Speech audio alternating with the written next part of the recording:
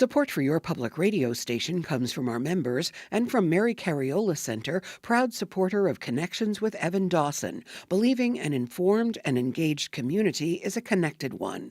MaryCariola.org. From WXXI News, this is Connections. I'm Evan Dawson. Our connection this hour will be made next Saturday, June 14th. That's when early voting begins for the Democratic primary in Monroe County. Voters will see 15 names on the ballot for Rochester City Council and will make their choices for 5 at-large seats. Election day, primary election day, is June 24th. Our goal on this program is to talk to all of the candidates in this race so you can make informed decisions before you go to the polls or at the polls. And this is part 4 in our series of 5 conversations. Today we are welcoming 2 of the candidates for Rochester City Council. I'm going to introduce them in order in which they are listed on the Monroe County Board of Elections candidates list. Ann Lewis, candidate for Rochester City Council. Welcome back to the program. Thanks for being here. Thank you so very much for having me. Mitch Gruber is, well, thank you very much for being here. Mitch Gruber is also a candidate, an incumbent running for re-election. Thank you for being here. Greetings. A note for our audience, Tanya Noel Stevens was scheduled to join this discussion. Her team has since notified WXXI that she has decided to step away from the campaign. We appreciate that note, and it's always our intention to bring these interviews to you at length as best we can. We do it randomly. We select the candidates randomly, and so here we are. And we always start with a chance for them to introduce themselves. So, Ann, you're up first. If you want to tell the audience a little bit about your background, who you are, and why you decided you want to run for this seat. Go ahead. Thank you. Again, thank Mr. Dawson for having me here. My name is Ann Lewis, and I'm running for City Council because I am an advocate. I'm an individual who wants to empower individuals. I'm an individual who wants to help our city thrive. My background, I worked 16 years as a rehabilitation counselor in the Monroe County Jail, the Sheriff Department, 5 years as a victim service worker for the Rochester Police Department. Prior to that, I worked at the Salvation Army as an emergency family assistant. I retired in 2021 as a special education teacher with the Rochester City School District. However, every day I'm in the classroom. I sub every day. Also, I worked as an advocate on the gun violence prevention hub. So I've just been out there. I'm working hard. And again, the reason I'm running, I want to empower people. I don't want to bash what has been going on with the city, but we need some full disclosure. We need some partnerships. I am an advocate, but an approachable advocate, and I can build partnerships, and that's one of my strengths. And I'm a good listener. Well, thank you for being here. And Mitch Gruber, floor is yours. Thanks. I'll be brief and just give a couple highlights of who I am. I'm a vice president at FoodLink, the regional food bank where I've worked for 16 years. I am, as of recently, a teacher. I teach local government to University of Rochester students. I'm a father of two young boys. I'm very proud of that. And I think most relevant to this conversation, I'm a 2-term incumbent city council member serving the whole community as an at-large member. I currently chair the finance committee. And just a couple of highlights about that. We have been able to pass on-time, balanced budgets every year that I've been the finance committee chair. Last year, when assessments went way up because the real estate market is wacky, which I'm sure we'll talk about at some point today, we actually brought our tax rate down to try to minimize any burden that families felt. And we've made really significant investments in key infrastructure. We'd use the American Recovery Plan in the way it should have been used, to shore up some critical infrastructure and not to fund big pet projects or fill holes in budgets. And so I'm very proud of that work, and I hope to earn people's support. So let's talk about, and let's start on the issue of housing. And I'm going to start with Councilmember Mitch Gruber on that. And so when you look at the city of Rochester, we are part of a 9-county region that, depending on if you're on Zillow or if you're on a number of different ratings, it's tough for buyers because there's not a lot of inventory. So if you're trying to buy a home, really, really tough. We know prices have gone up. If you are renting, which the majority of Rochester residents are, rent prices have gone up. And there's a number of different proposals out there. So let me give you some space to talk about how you see housing generally and what you think ought to happen in the near term that your work on the next council could produce. I'm a really big believer that the problem of housing is not as complicated as we all talk about it. It is a matter of supply and demand. When supply goes up, prices are able to come down. We've seen this happen across the country and other places. The place people look at most is Austin, Texas, which, 5 or so years ago had among the 3 or 4 highest rents in the country, and rents have plummeted there because there's been so much building over the last several years. And there's a lot of different ways, a lot of realities that need to click into place for building to happen in Rochester in the way it happened in Austin. But the single thing that the city can control the most is by changing our zoning code to make building easier for people, to make it less government barriers, to make more things available to build as of right. And I will tell you the single most important thing that the upcoming city council will do, the city council likely voted in a few weeks, is going to be rewriting or authorizing the right now draft zoning code that the administration has been working on for multiple years. Zoning codes do not come up for a vote every couple of years. It's usually every 2 to 3 decades. We have not had one since the turn of the century.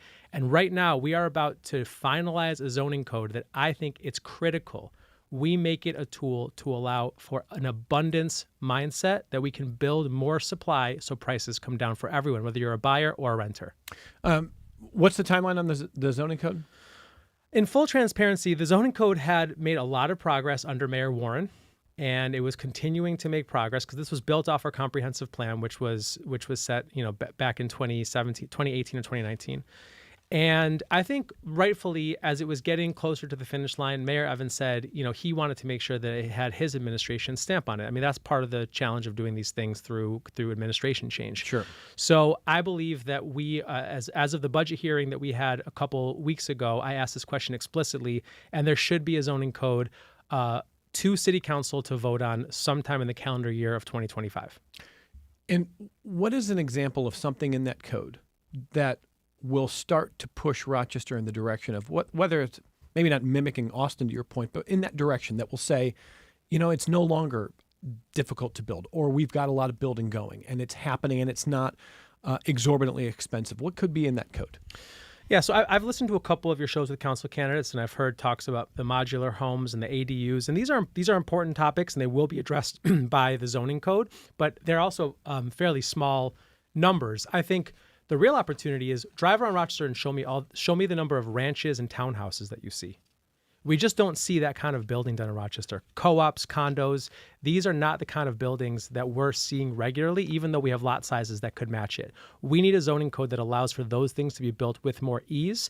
In other words, allowing for potentially smaller structures built on lots, allowing for differences in the kind of frontage that are required. Parking is a huge, huge challenge with zoning codes. How much parking is required per apartment building? When those things change, more building follows. And more building following means rents and homeowners and prices for homes will come down too. But not every zoning code, just because there'll be new code doesn't mean it's going to have those things. You seem pretty confident that those things will be there. Certainly if I'm on city council. Okay. Ann Lewis, on housing generally. Go ahead. It's interesting to note because I call the Rochester Zoning Department, and as of May 21st, 2025, the zoning code had not been changed. Our current mayor has not proposed any legislation, and this makes me wonder, he's been on city council, he's the mayor, and other members of city council. Now it's a big issue, change the zoning code, but we've been operating under the same zoning code since 2003. So now it's a hot topic. Why hasn't this legislation been put in place years ago?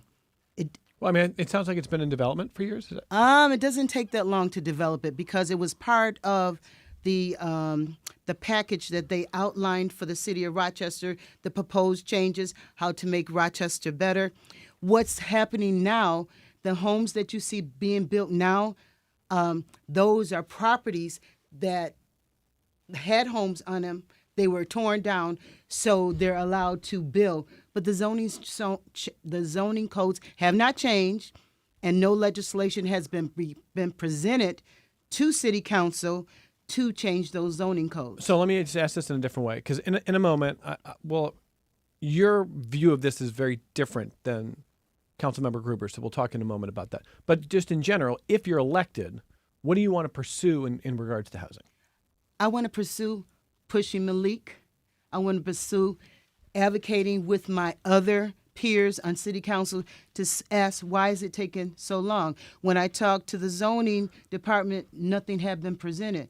It's a lot of rhetoric being said, but nothing has been outlined. But what I want to pursue is we need age-in-place housing. I've said that at our different meetings, and all of a sudden, the candidates are latching onto that concept, meaning we need ranch homes, so when you age, you don't have to move out because you can't manage the stairs. We need homes that allow for the availability of making in-law apartments. So maybe if your kids want to come back to live with you after college to assist with mom and dad, there's a place for them to go. We don't have that. We need some homes that you can divide, well, can be double homes. So you can rent out one section to whomever and help pay for your mortgage. We need stuff that's going to create generational wealth and that people can stay in their homes. We need homes for the homeless. I know you heard of the little tiny homes or little homes. Yeah. It amazes me. It appears that's the concept that our current mayor is proposing now, but he's been in office for a while. He's been on city council for a while. There's been a homeless problem for a while. Why hasn't this been proposed? Only now, then this election season, is being proposed. When we do create those tiny homes, we need wraparound services where, say, the U of R can bring a rolling van there. We can have counseling on the premises. We need to teach people how to maintain them, the homeless, how to maintain them homes, how to, if there's a mortgage, how to pay for that. We need a lot of wraparound services to make sure people stay in homes. Okay. Councilmember Gruber, did you want to follow up there? Yeah, just a couple of things. First of all, tiny homes. So the announcement the other day that I think people are talking about is the modular homes, but tiny homes actually, Reach Advocacy, a nonprofit organization in Rochester, proposed tiny homes to the city about 4 years ago at this point, and we approved it. The only reason why they have not been able to start, it's particular land in the northwest of Rochester, the only reason it hasn't started yet is because they have not completed all their financing for it. However, I think this is the critical point. They would have been able to get through the process a lot faster and have much more money in their pocket if not for the huge amount of time it took to get through the zoning code process.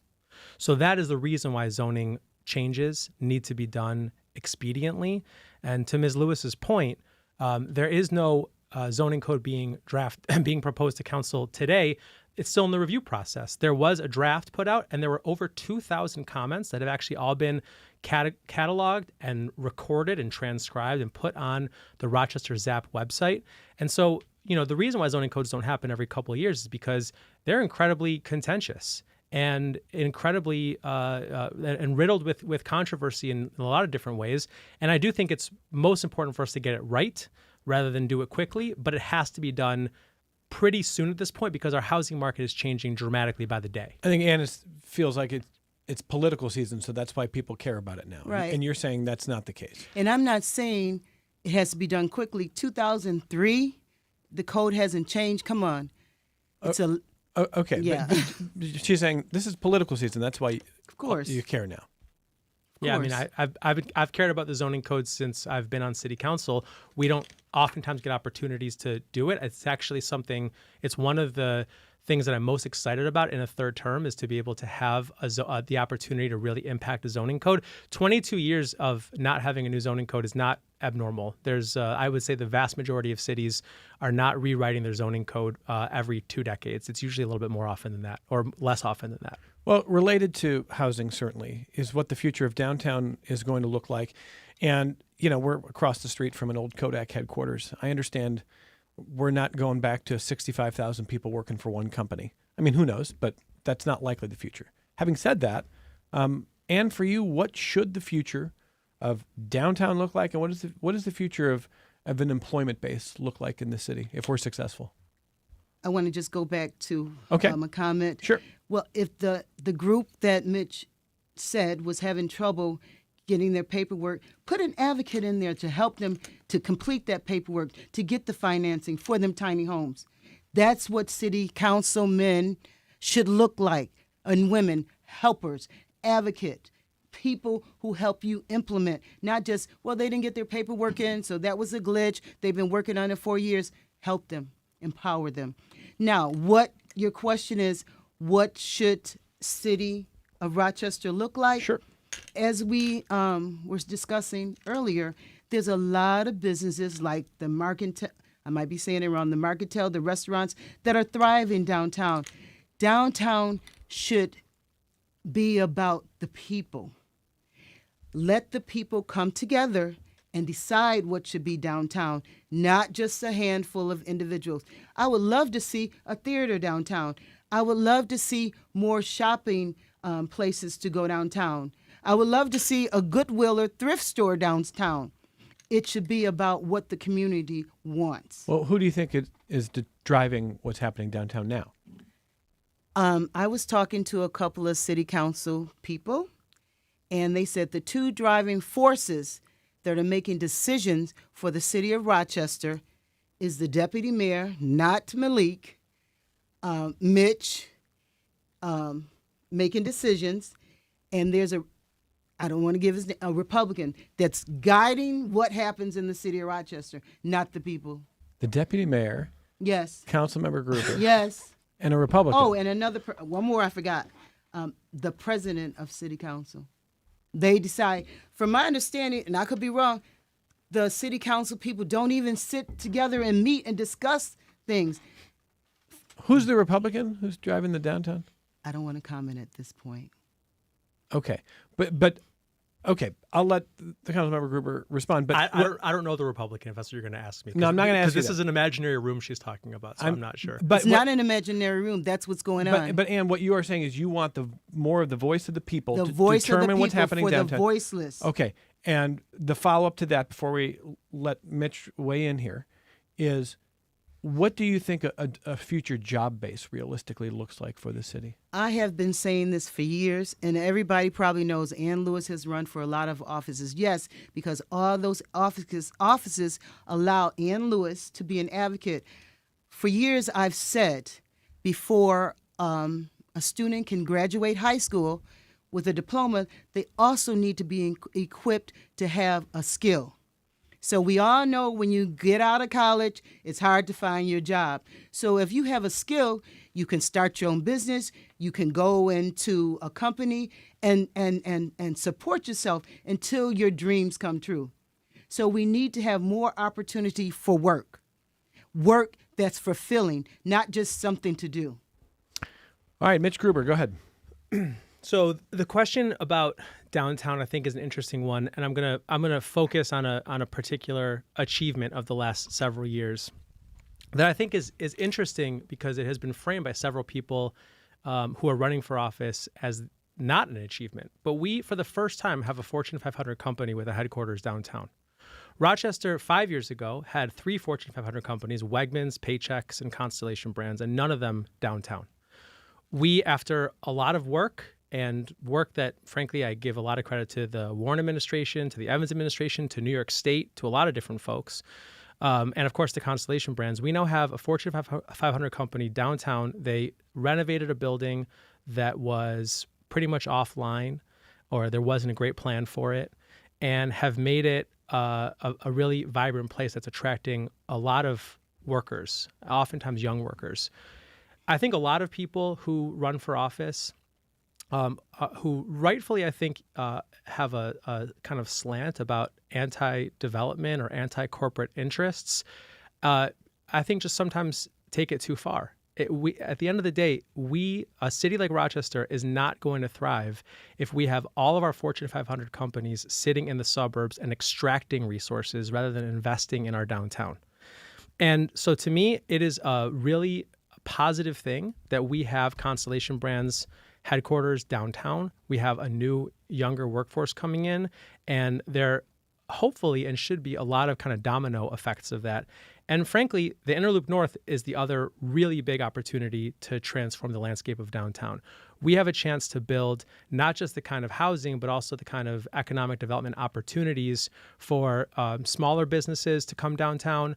GreenSpark is a huge part of our economy. Who again, that's a big company that has been headquartered in the suburbs and has plans to move downtown. I do not want corporations running the city of Rochester. I don't want back rooms smoke filled with decisions being made, which I think sometimes is the allegation. But what I do want is the folks who have significant resources in Monroe County to invest in our city and not just in tech parks in Webster. I think that's incredibly important, and we're making progress towards that end. And I hope with some of these other projects like the Inner Loop North, we have a chance to really build on that momentum. And so I think some of what you're referring to, some of the criticism during campaign season, as an example, your colleague on council, Mary Lupian, who's running for mayor, has called the Constellation deal a sweetheart deal, which has its own connotation. So in your view, was the arrangement to get them downtown good for the city, good for the people? Absolutely. And I'll also share that the vast majority of the incentives for a company like Constellation Brands to move headquarters downtown comes from New York State and not from the city of Rochester. But for our sake, I mean, again, this is I think oftentimes made more complicated than it actually is. The question that I'd want people to ask is, would you rather a company like Constellation Brands to be headquartered in Canandaigua and Victor, or to be headquartered in downtown Rochester? And I'd be very surprised if the voters of this city would rather Constellation Brands be headquartered in Victor and Canandaigua than in downtown Rochester. I think it is ultimately a good thing to see more action, more feet on the street, more stuff happening. And the type of work that we had to do was honestly major work related to roadways and right-of-way and the kind of work that we'd need to do downtown anyways. So let me follow up one other point with Mitch Gruber, and I'll have Ann jump in on these points too. To your point about state dollars or leveraging partnerships where you can look at the corner of Main and Clinton that the mayor referenced last Wednesday. You can look at the convention center. You can look at a number of different sites where there's a lot, the aqueduct, there's a lot going on. And it is not always just city tax dollars. This administration has prioritized leveraging state economic development dollars, sometimes federal dollars. And what is not clear to me is if we had a council or if there was a different administration that had different priorities, could the money leverage for those things, whether it's bringing Constellation in, whether it's the aqueduct, whether it's Main and Clinton, could you say, look, we're not going to take that money and use it there. We're going to use it for a GBI program. We're going to use it for, Councilmember Lupian talked about a vision for downtown that is very different, that basically halts those projects and asks the state to redirect money instead to housing for people who have no income, housing for people who are desperate, housing people who need it, for drug rehabilitation or safe use sites or overdose centers. It's a very different vision. And she said she acknowledged that that money is earmarked for economic development, but she would ask differently, that council should ask differently, that the city should ask differently. Is it your view that is even achievable, that you could ask differently if you had different priorities? And what do you make of some of those priorities that seem to be competing with some of the vision that you're offering there? Well, first of all, just as a matter of legality, not all dollars are the same. And so when the city is granted capital dollars, it is largely to be able to not just spur economic development, but create construction jobs and to ultimately down the line create more taxable property, right? I mean, that's part of what some of the investments in places like the Inner Loop, both sides of the Inner Loop are about, is you're spending capital dollars, but you're creating long-term more taxable property, which is helping the city's bottom line.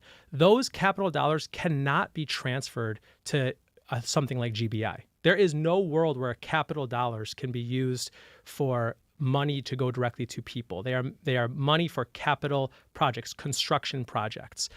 Is it possible that a different administration could say that they have a different level of priorities for construction projects? Sure, absolutely. And we've seen that happen. I mean, I've been on city council for 2 different mayors, and I've seen the executive branch have very different priorities as to how they want to channel state dollars.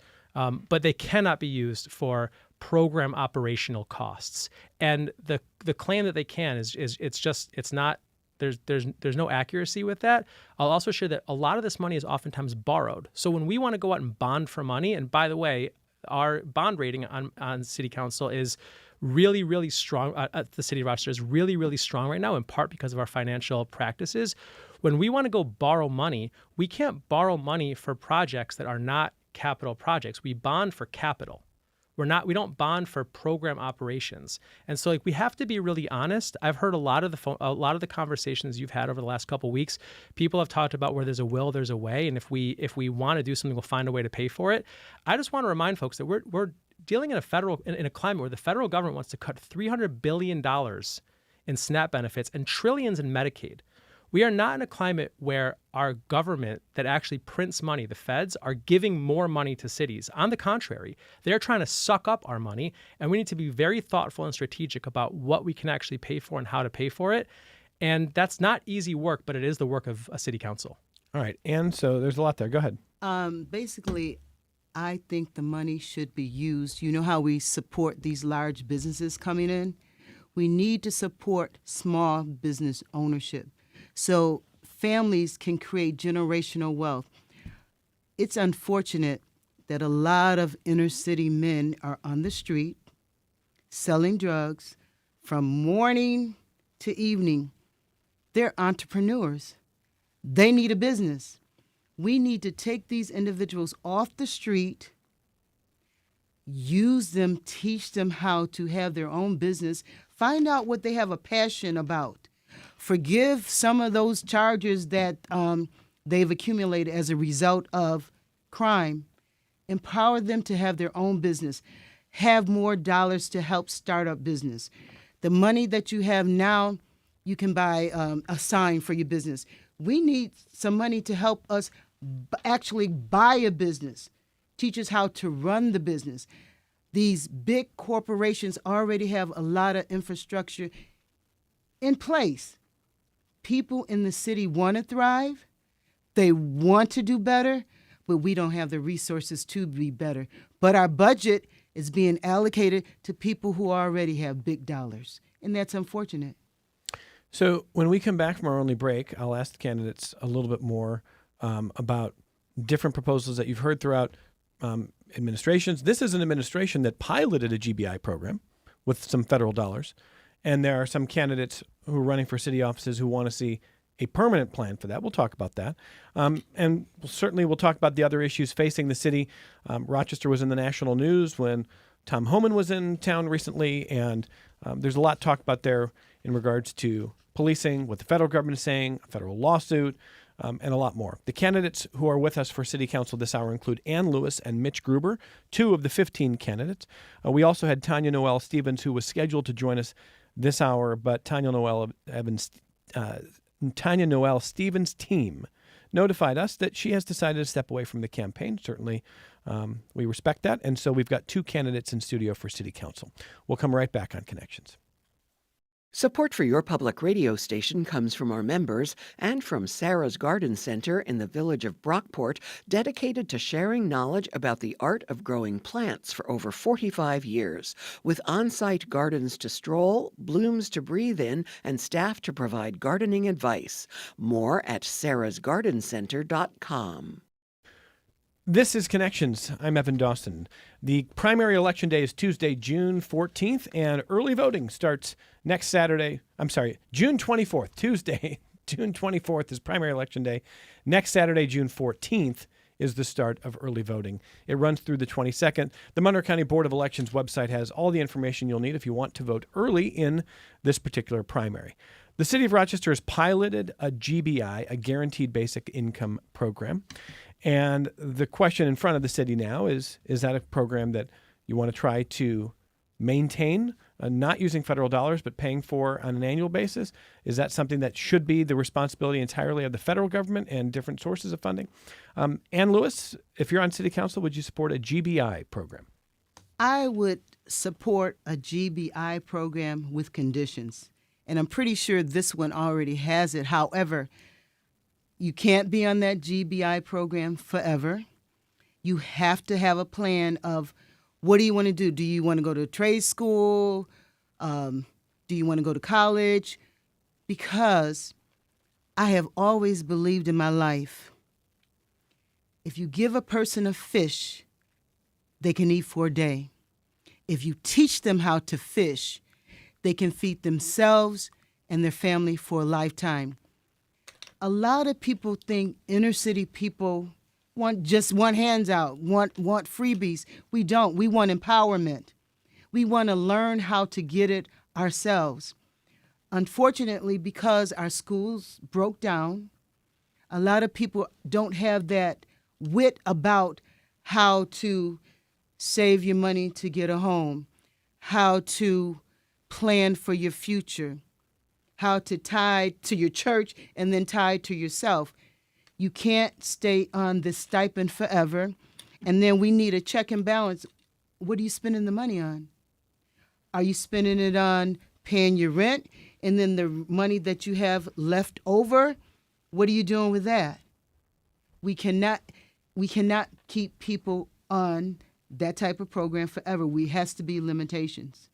But I think it's a good program, but it has to be about empowerment, not a freebie. Okay, Mitch Gruber. Back in 2018 or so, I had a chance to meet Michael Tubbs, who was the mayor of Stockton, who was the originator of GBI at the local level. Remarkable guy, remarkable success in his GBI program. And he ultimately, after he left office, started a group called Mayors for a Guaranteed Income. I encouraged then Mayor Warren to join, and we have been on this path ever since. But the whole idea of Mayors for a Guaranteed Income was having cities demonstrate that they could do it in small pockets so that the actual entities that have the ability to print money will do it. It was the not federal government. Correct. The federal government, and although the state can't print money, they're pretty good at coming up with new gigantic revenue sources. Seems like they do it every year. But cities, we don't have that opportunity. So bottom line is GBI works. And for anyone who's a doubter about GBI, I would point you to several different studies, good peer-reviewed journal studies that show how it does work, how it does help people really find more gainful employment, among other things.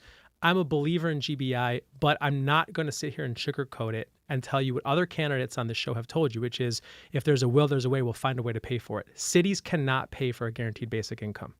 We cannot. There is no world where we all of a sudden have that budgetary discretion. We have to pass an on-time balanced budget every year with very, very finite revenue sources. And there is almost no way that we could run a GBI program. We can and should keep pushing the state to help us with this because, God, I'd love to know where all the money from the online sports gambling revenues are coming into. I'd love to know where all the revenues from cannabis are coming into because it's not coming into to cities like ours yet. There's lots of opportunities for us to push them, but I also want to take a slight step back and just tell you that I've been on your show to talk about this before. I think sometimes we get all caught up in the jargon of new programs like GBI. The SNAP program, aka food stamps, is, I should say, one of the most impactful anti-hunger, anti-poverty programs in the country. It is basically a version of GBI, although instead of giving people unrestricted cash, it lets you spend it on pretty much anything in the grocery store. And we are watching right now as the feds are proposing to cut it by $300 billion. I applaud the people who are running for office who think GBI is the most important subject, because it is their job to go push and advocate for the things they think are the most important. But the idea that given the climate that we're in right now in June 2025, that a city like Rochester being able to both watch SNAP benefits get cut and start a brand new GBI program, it doesn't feel like real life to me. So based on some of what Ann said, let me follow up with a question for you, and I want to hear what Ann says about this. Ann says with GBI, with restrictions, Ann would want GBI with restrictions, that people want to work, that you want to help people on the path toward working, that you'd want to know how people are spending the money, that you'd want some supervision of spending. That's similar to some of the argument about SNAP, to say nothing of the cuts, which we should talk about here soon. I mean on this program on a separate day. But part of the argument of SNAP is it's too broad, that you shouldn't be able to buy soda, that there should be an agreement that you ought to be buying healthy food, that there should be more supervision. Do you think there should be more supervision, whether it's SNAP, GBI, how people are spending money, et cetera? I think that's the wrong conversation to have. The idea of talking about supervision is the right conversation to have if we actually have money flowing into these programs. Right now, we have a program that is on life support, and the biggest way they're going to try to cut the House Republicans are going to try to cut food stamps is by asking for a state match, which is going to be billions and billions of dollars that the state is only going to be able to pay for by taking it away from somewhere else. So, I'd love to come back on the show and talk about SNAP in a more in-depth way. And I think that if there was honesty at the federal level in talking about restrictions of products, that'd be one thing, but that's not what they really want. They want to take the money away. And the idea that local elected officials in that environment are going to talk about creating a new GBI program without being able to tell you how we're going to pay for it, just where there's a will, there's a way, doesn't feel like a good use of our time when we need to be collectively fighting against the Trump administration. But even if there's GBI, do you agree with Ann that it should be restricted and there should be monitoring of how the money is being spent? There should be monitoring, but I believe the good GBI programs are about not having restrictions. They are, in fact, about letting people spend the money on the places where they're feeling the most pain points. But there should be monitoring being done so that we know how it's being spent and we can report back. Okay, Ann? It was just brought up, how are we going to pay for a GBI program? Again, empowerment, these individuals, I'm assuming, did something productive with their lives to better themselves. So we gave them basically free money. Now we need to set up a program to make GBI like a loan. The people who received it need to put money back in the pot so other individuals can take advantage of a GBI program and it can keep flowing, not just keep giving free money away. Okay, it's gone. Now how are you helping other people? It should be a loan, a small loan. Okay.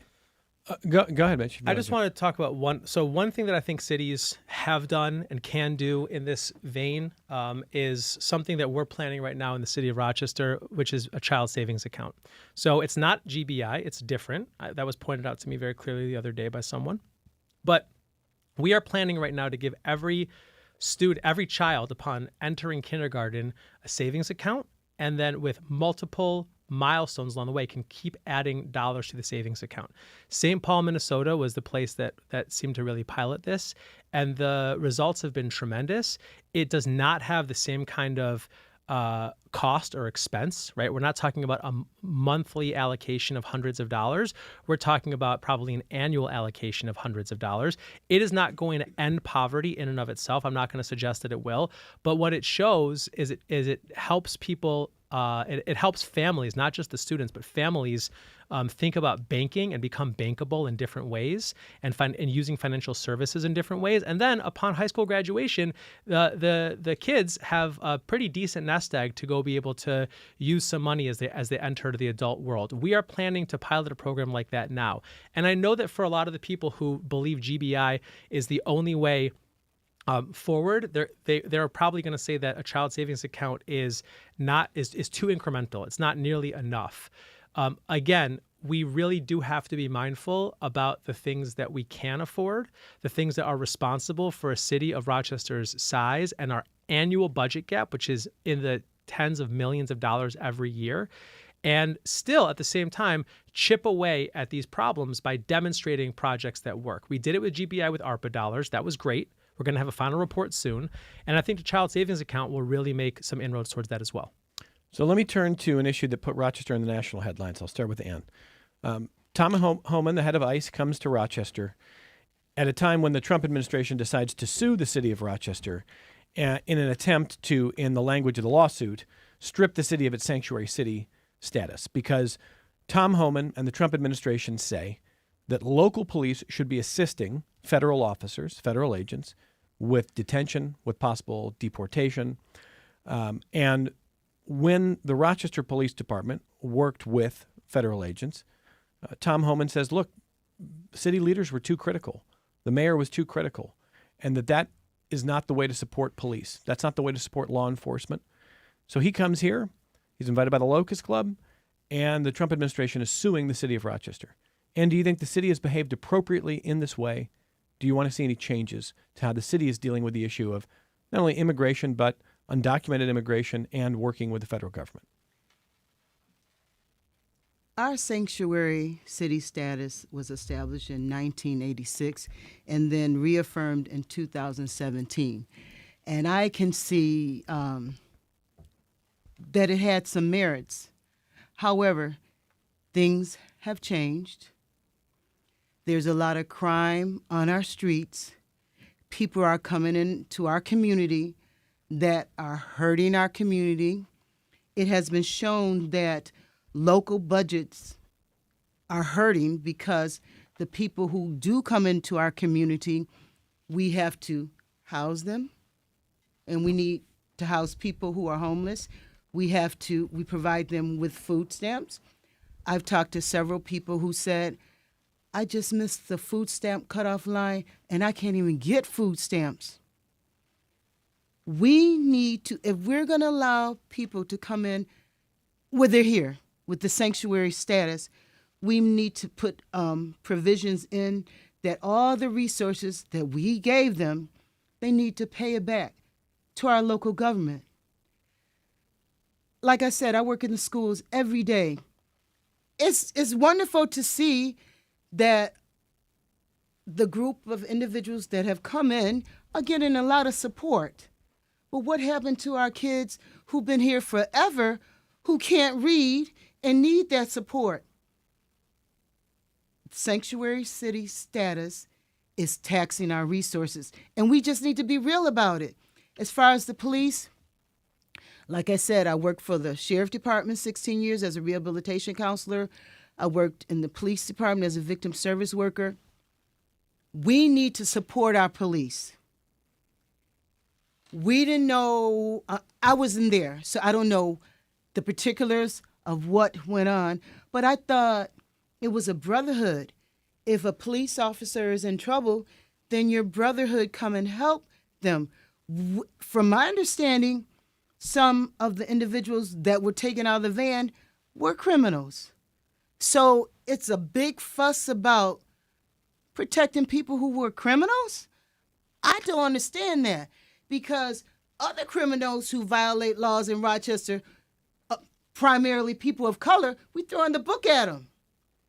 I just don't understand. I understand the basic concept of helping people, but what about the people who are sitting, waiting, paid their fees to come to Rochester legally and can't get in yet? So you're saying undocumented immigrants are a drain on local resources? It appears that they are, yes. Okay. And you think the Trump administration is essentially in the right here, saying that Rochester... I'm saying Go ahead. We need to rethink our sanctuary city policy. Okay. And if we're going to allow that to happen, the individuals who are basically criminals because they broke the law coming in here and we're giving them good money to stay here, we need to get some of those resources back. All right, Mitch Gruber.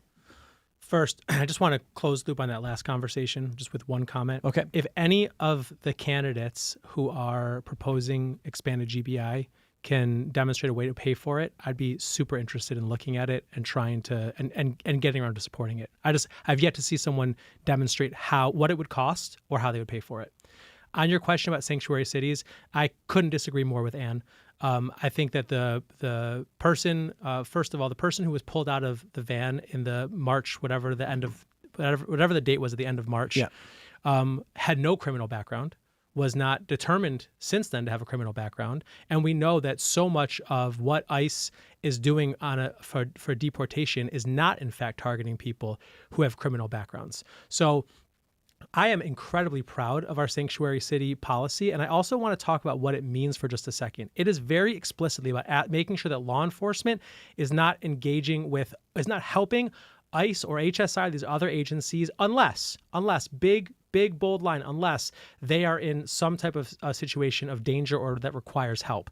Anyone who watched the video from that March event knows that these ICE officers, HSI officers, were not under duress. There was no violence. There was no threat. In fact, they were twiddling their thumbs and asking RPD officers to do the work. And there were about 8 RPD officers there.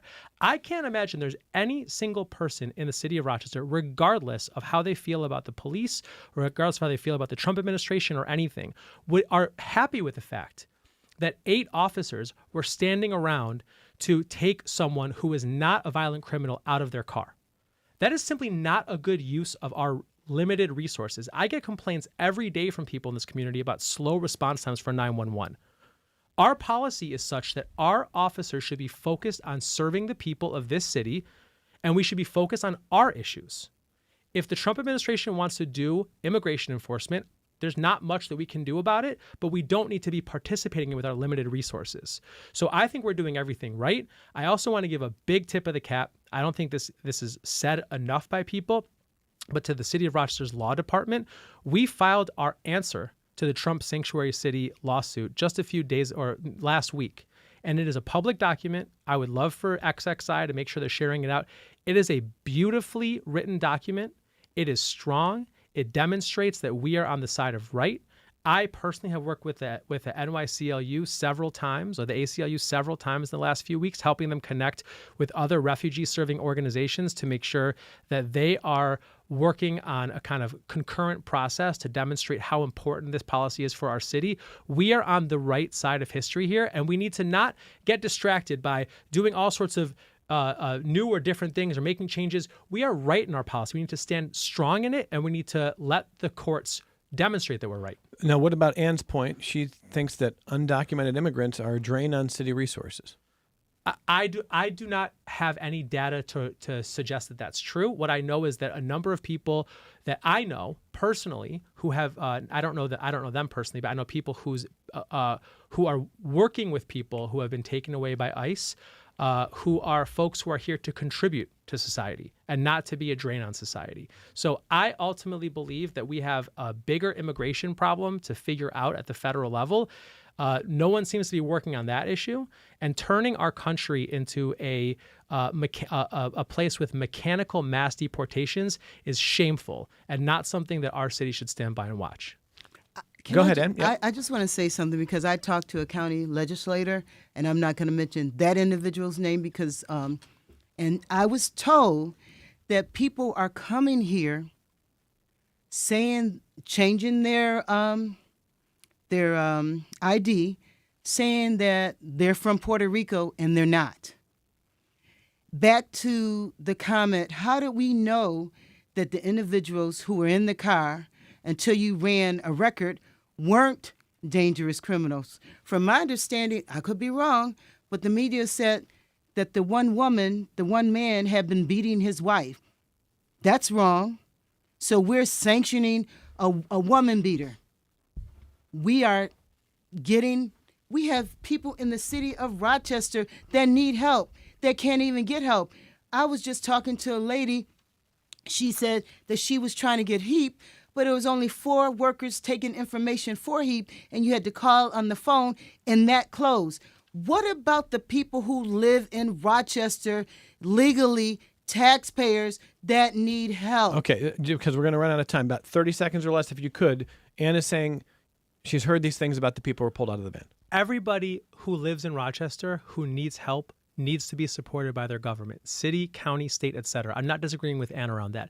The sanctuary city policy is about the role of the police department and law enforcement in federal immigration searches, and I do not believe that anybody, including Ann in her heart, wants our limited law enforcement resources, wants 8 officers to be standing around for a traffic stop when they're not responding to potentially other 911 calls that are happening. That's not what I want. That's not what the people of Rochester want. And that's why our policy is strong and we need to stand in it. And the issue was, it was not about, was blown up that it was 8 officers standing around addressing this issue. Yes, that is wrong. However, my point that I keep making, our resources are being drained, and the people of Rochester need it. I was arrested last year at the Lilac Festival for standing on grass. Come on now. 6 officers responded to a call because Ann Lewis was standing on grass.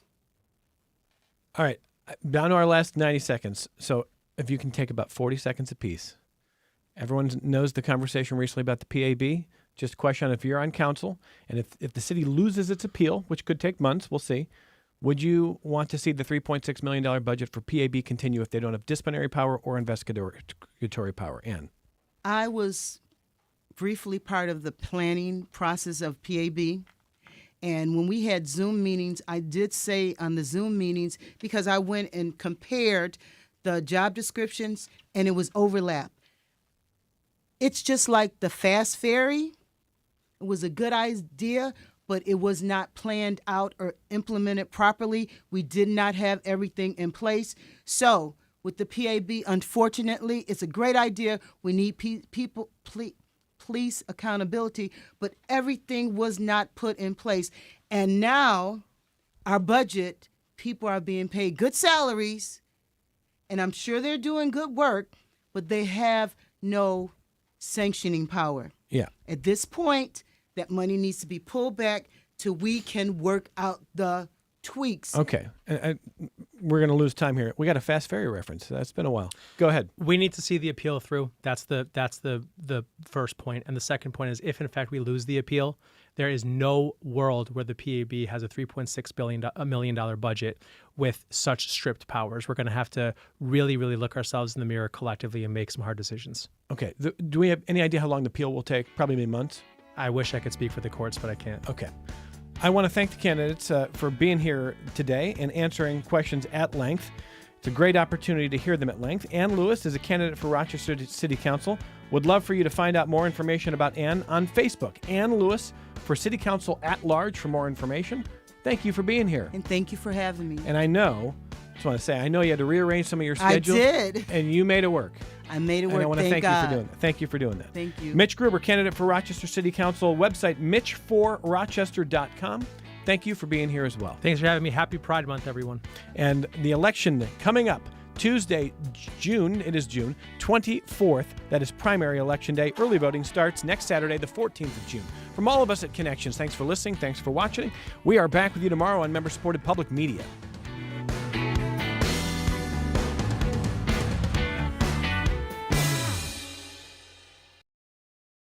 This program is a production of WXXI Public Radio. The views expressed do not necessarily represent those of this station, its staff, management, or underwriters. The broadcast is meant for the private use of our audience. Any rebroadcast or use in another medium without expressed written consent of WXXI is strictly prohibited. Connections with Evan Dawson is available as a podcast. Just click on the Connections link at WXXInews.org.